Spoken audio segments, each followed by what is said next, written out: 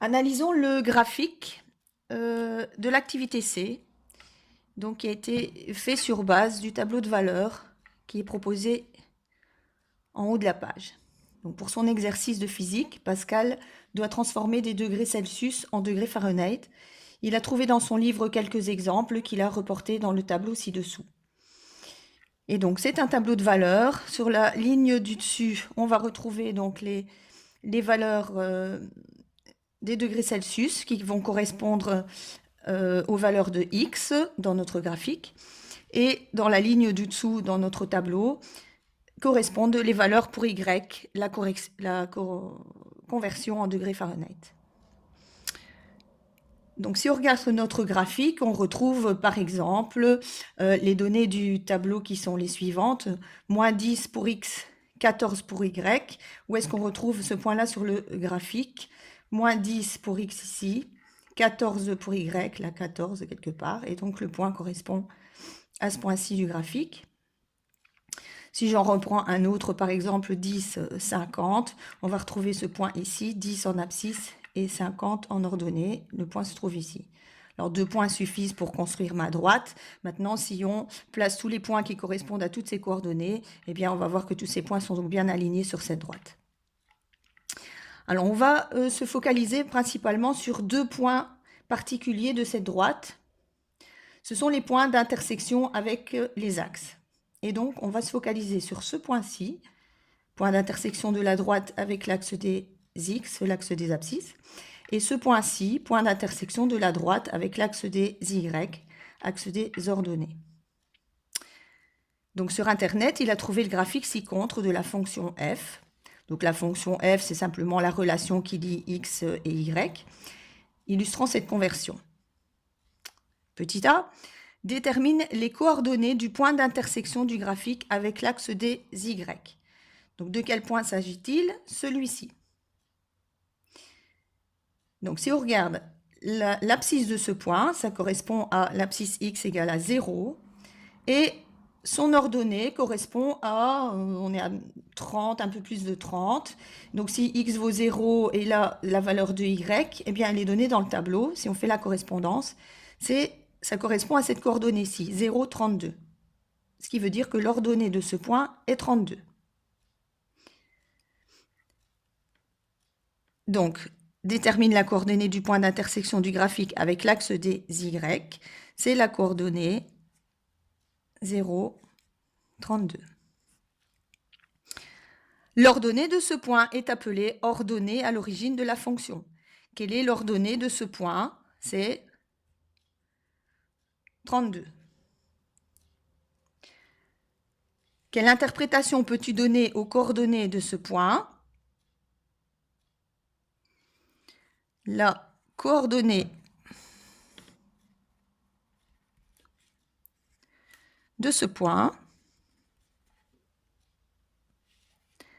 a pour abscisse x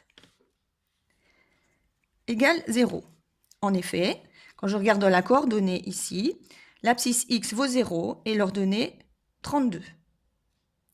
Donc ce qu'on va appeler l'ordonnée à l'origine, c'est la valeur ici dans le graphique du y.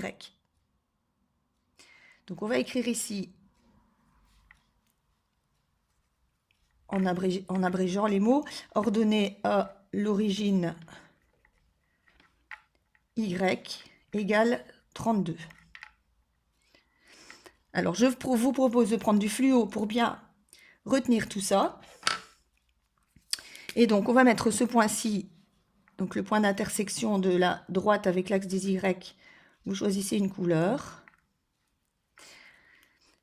Ça correspond à ce qu'on vient de nous dire ici, ordonnée à l'origine, qui correspond donc à 32, et qu'on retrouve dans le tableau de valeurs ici.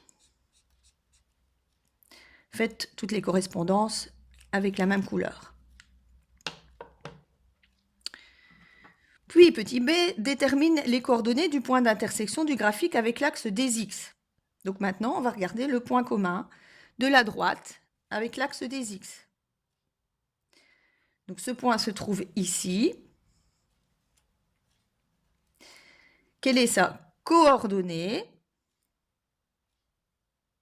Alors on est un petit peu avant moins 20 là pour x. Et le y vaut 0. Donc dans notre tableau, à quoi est-ce que ça correspond? Ici. Moins 17,7, etc. C'est un nombre décimal illimité. Et la valeur correspondante pour y, c'est 0.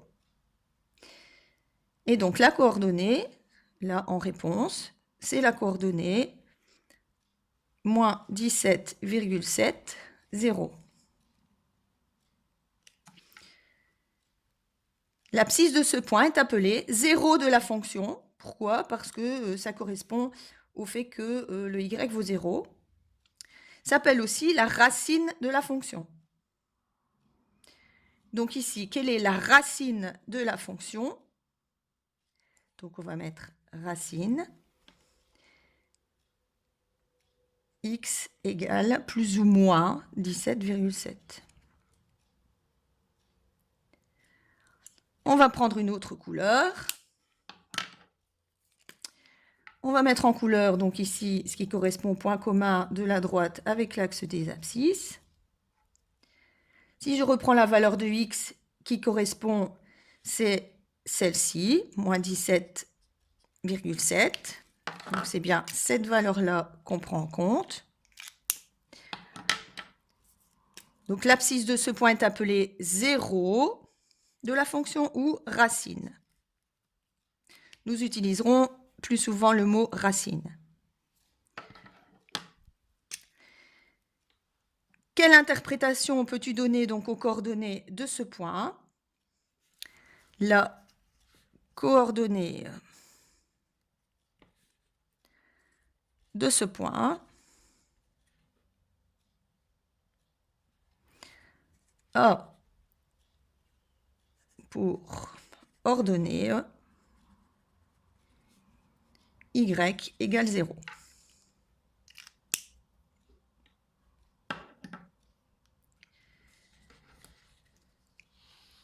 On va donc conclure ici avec les définitions. Donc, qu'est-ce qu'on a appris ici? Ce que c'est que l'ordonnée à l'origine d'une fonction et ce que c'est une racine. Et ce qu'est une racine.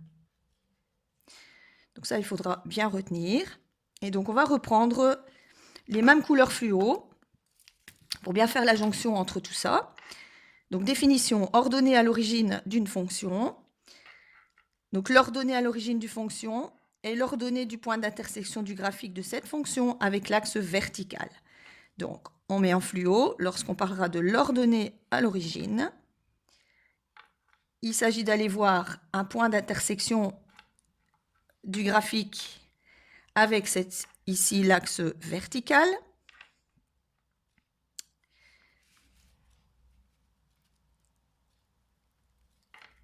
L'ordonnée à l'origine d'une fonction est l'image de 0 par cette fonction.